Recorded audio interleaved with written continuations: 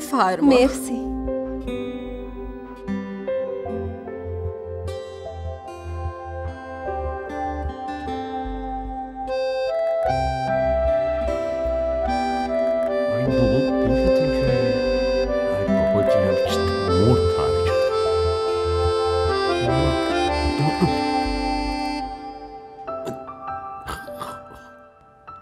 مرسی.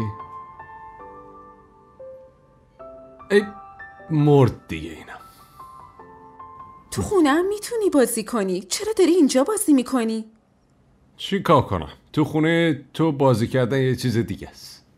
پس این یعنی که شما قراره روزی 1-2 بار به خونه‌ام سر بزنین؟ 1-2 بار؟ خونه ما اجازه این همه خوشگذرونی نداری. آره، مامان من بوی شورش تو رو احساس میکنه. بوی 2 به هم زنی؟ هنوز شروع نکرده، بو به دماغش خورده؟ از زمانی حس کرد که شما دوتا با هم دوست شدین. ظاهرا برای دیدنش که همیشه یواشکی می اومدم خونت.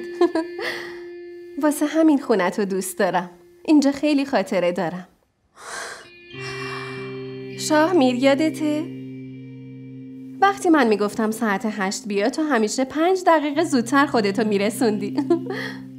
پس الان چتون شده؟ چطور عشقش کم شده؟ تا میرسه خونه عشق یادش میره. یه جوری میخوابه انگار وجود منو فراموش میکنه. ولی وقتی اینجاییم همون شاه میره قدیمی میشه. مثل قبل دوستم داره، ولی تا برسیم خونه یادش میره. ایوا یادم اومد، فردام که سالگرد ازدواجتونه. چی کار میخوای بکنی شاه میر؟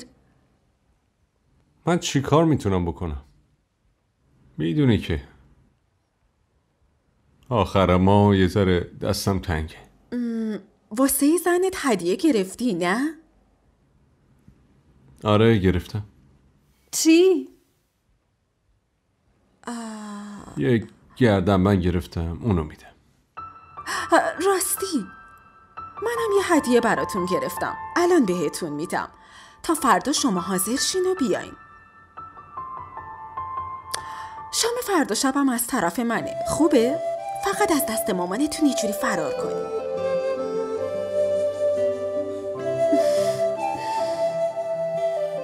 شاه میر، اینجا چقدر خوش میگذره. دلم نمیخواد بریم، همینجا بمونیم باشه؟ تو اینجا چقدر عوض میشی، چرا اینطوری میشی؟ چی میشه؟ تو خونه خودمون فشار زیاده نه؟ فشار رابطه ها، مسئولیت ها. شاید به خاطر همینه.